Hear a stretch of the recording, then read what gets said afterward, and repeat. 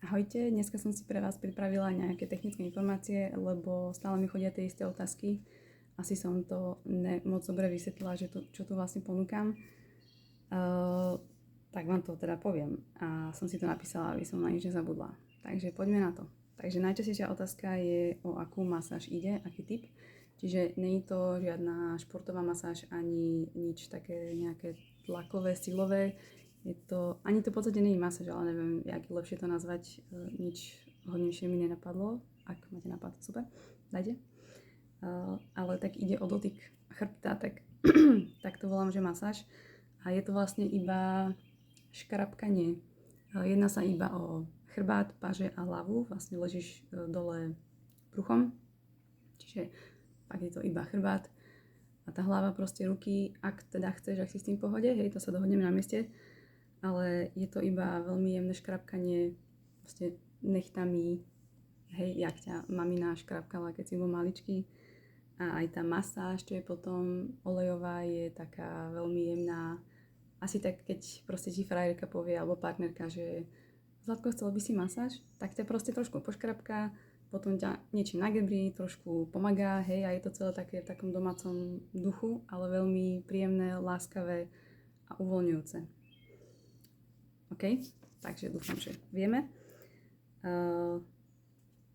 Nerobím tu žiadne nejaké tlaky, hej, že lakťom ti tu budem stlačať lopatky, alebo ťa tu zauzlím, alebo také dačo. To vôbec, fakt je to veľmi jemné. Druhá vec najčastejšia je, či je nejaký happy end, alebo niečo také na konci. No, pre mňa happy end je to, keď odídeš spokojný, zrelaxovaný, proste ukludnený a povie, že ti bolo veľmi príjemne ten čas so mnou. A pre teba happy end je vlastne to isté. Že ty sa tak cítiš, hej? Jak ja vidím, že sa cítiš. Takže je to také vzájomné a nejde tam o žiadne nič erotické. Čo už si potom urobíš doma, je tvoja vec. To už ja nepotrebujem vedieť, hej? OK. Tretia je to podobné s tým happy endom, čiže či sú nejaké dotyky. Jedine ja sa dotýkam teba, ak si s tým v pohode, to si zase dohodneme.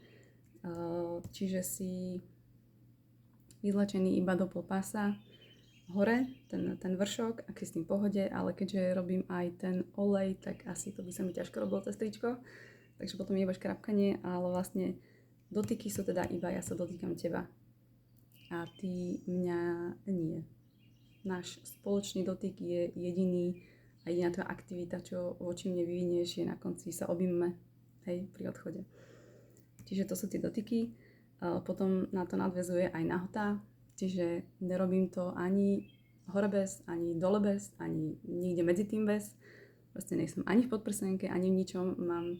Nemám žiadnu medicínsku uniformu. Mám normálne veci, ktoré by som si dala proste, kebyže idem aj von medzi ľudí. Čiže som normálne akože pekne oblečená, hej, žensky. Ale žiadna nahota nebude. Ty jediný si vyzlečený, ak si s tým v pohode do pol pása, jak sme si už hovorili.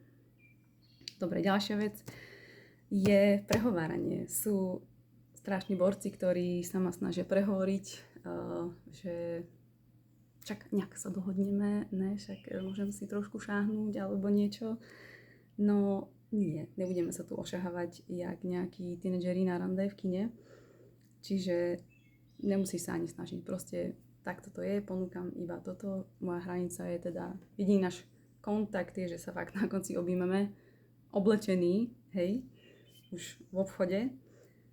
Takže nemusíš sa snažiť. A ani taký, čo si myslia, že však naživo ju zdolám, no nezdoláš, proste ma neprehovoríš. Dobre, ďalšia vec, nehľadám si tu partnera, predstav si, už boli takí, čo mi písali, že tak ja s tebou pôjdem von, to je akože milé strašne, že by si teraz so mnou išiel von, ale fakt nehľadám si tu partnera, toto už mám vybavené.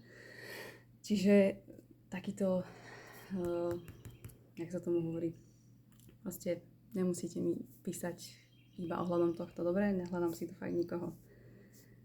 Ďalšia vec je nejaké, že četovanie, len tak, proste nemám stále mobil prilepený v ruke, nejsom ten typ, ani to nemám rada, radšej si s niekým, keď tak zavolám, alebo sa vidíme na život, je ideálne.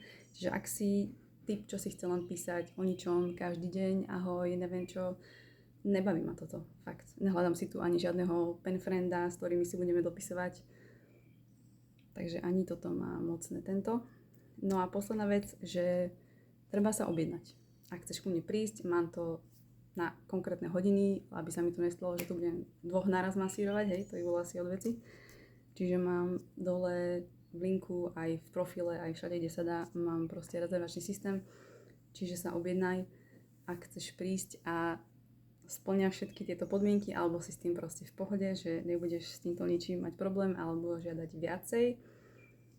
Ja som ten celý koncept vymýšľala, alebo mi to napadlo tak, že má to byť ako také niečo príjemné, proste medzi 2 ľuďmi, hej, síce je to opačné pohlavie, ale to neznamená, že hneď tu musíme niečo riešiť. A má to byť celé o takej láskavosti 2 ľudí. Takže to je asi všetko. Dúfam, že som to všetko poňala. Ďakujem za pozornosť.